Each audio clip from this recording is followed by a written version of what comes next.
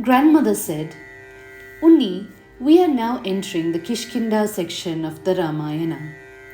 Following Shabari's advice, Sri Rama and Lakshmana started on the long journey to the Rishyamukha mountain ranges. When they reached the banks of the Pampa, they saw wild animals such as lions and leopards coming to quench their thirst at the river, which abounded with pink and red lotuses. Swans and water hens swam around, and the place buzzed with many busy bees. Sri Rama and Lakshmana drank from the clear waters and slowly moved forward. The gentle breeze wafted the fragrance of the flowers adorning the trees. Sri Rama felt sad thinking of Sita, who was not beside him to enjoy the gentle breeze and the beauty of the forest. Someone was watching them closely as they approached the mountain. Do you know who it was? It was Sugriva. Unni, you remember Sugriva, don't you? Unni replied, Of course. Sugriva was hiding in the mountain because he was scared of his elder brother Vali. Affectionately caressing the young boy's cheeks, Grandma continued. When Sugriva saw the two strangers approaching the mountain, he ran for his life. He had seen the resplendent beauty of the brothers, but what he feared was their might. Whenever anyone with a strong figure came to the area, he became terrified since he felt that they had been sent by Vali to kill him. He collected his 4 ministers and they swiftly climbed up the mountain peak. He addressed Hanuman. Hey Vayuputra, son of the wind, 2 young men carrying weapons are coming this way. They look so radiant. Why are they coming this way? Could it be that my brother has sent them? Have they come to finish me off? Go to them. Secretly find out who they are. Show me some sign to indicate whether they are friends or enemies. He requested Hanuman to take the form of a brahmachari. Since the brothers were warriors, according to the decorum of that day and age, they would never harm a Brahmin. Additionally, it was normal for a Brahmin to be inquisitive, so Hanuman would be able to ask any questions without raising doubts. Assuming his disguise, Hanuman approached Rama and Lakshmana and greeted them with palms joined reverentially. O charming young men! When I look upon you, it is as if the sun god and moon god have come down to earth. Your eyes resemble that of lotus petals, and you seem to possess extraordinary strength. The Rishyamukha mountain stands illumined by your effulgence. Pray tell me who you are and why you have come to these mountains. Sri Rama replied, O great soul, we are sons of King Dashratha of Ayodhya. We had come to the Dandaka forest to meditate and live the life of ascetics at the behest of our father. My wife Sita Devi, who was with us, has been abducted by cruel Rakshasas. We are roaming these forests in search of her.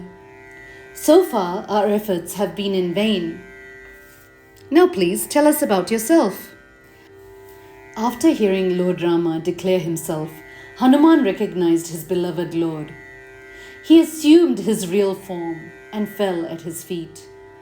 He said, The monkey king named Sugriva is living on top of this mountain. 4 of us, his loyal ministers, are with him. His elder brother Vali abducted Sugriva's wife and chased us out of the kingdom. Since this happened, Sugriva has lived in fear of his life.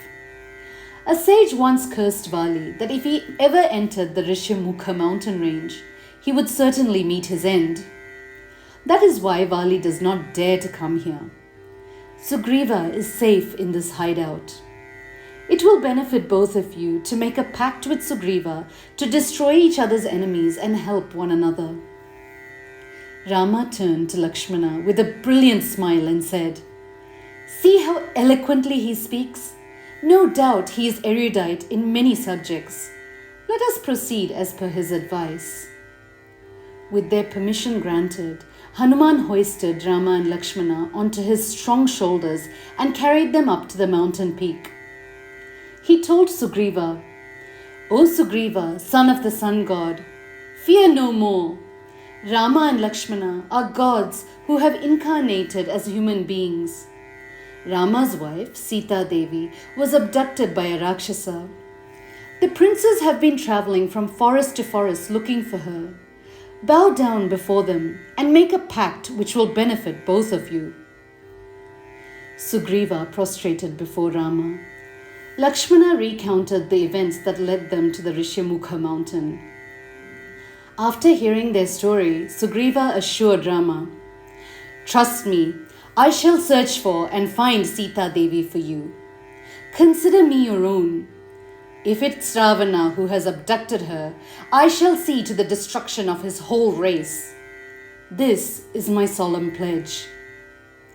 He then told Rama what he had seen recently. "One day, we saw a beautiful lady being carried away through the skies by a Rakshasa. She was crying out, 'Rama! Rama!' When she saw us, she wrapped some ornaments in a piece of cloth and threw the bundle down. I have kept it safe." Sugriva then brought the bundle and placed it in front of Rama. As soon as Rama saw the ornaments, tears began streaming down his face. As he sobbed like an ordinary mortal, he turned to his brother. "Lakshmana, look! Aren't these my Sita's ornaments?" Lakshmana replied, "The anklets are definitely hers.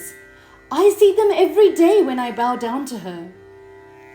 Sugriva and Lakshmana tried to console the grief-stricken Rama.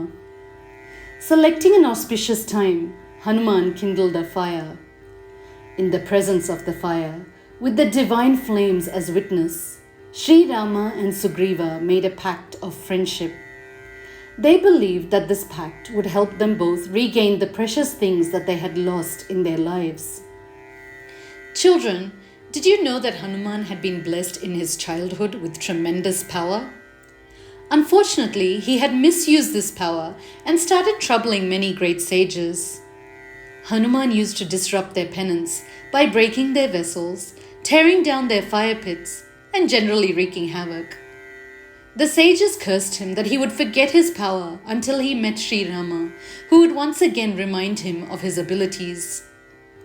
After meeting Rama, Hanuman used his strength and intelligence to serve him and became one of his greatest devotees.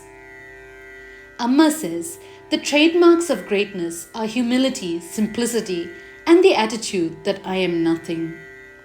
Everyone walks around trying to show off their abilities. The coconut feels, "Because of me, this dish was tasty."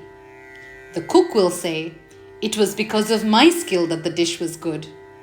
And then again, the fire will say, "Because of me, the meal was very nice." The truth is that all of our ability is God's alone. It was only when Hanuman met Lord Rama that all of his hidden powers came to light. Until then, he could not use his strength even to help his dear friend Sugriva. This story reminds us that we should never misuse the talents that God has given us. After we meet Amma, often our inner talents are brought out by her grace. Let us remember that whatever gifts we have belong to her alone, and let us use these talents to serve the world.